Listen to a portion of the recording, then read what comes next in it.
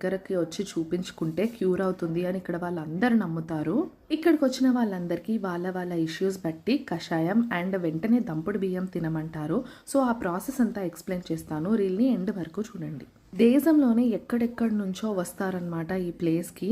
Early morning 3-4 నుంచే line అనేవి start అవుతుంది. ఎవరికైతే ఇష్యూస్ ఉన్నాయో వాళ్ళు కంపల్సరీ ఇన్ పర్సన్ రావాలన్నమాట. లేవలేని వాళ్ళు, నడవలేని వాళ్ళని అంబులెన్స్లో అలా తీసుకొస్తారు. వాళ్ళకి ఎమర్జెన్సీ విజిట్స్ అనేవి ఉంటాయన్నమాట. ఫస్ట్ కమ్ ఫస్ట్ సర్వ్ బేసిస్లో అవుతుందండి. కషాయం అనేది 2 times తాగాలి, 1 hour గ్యాప్ ఇచ్చి.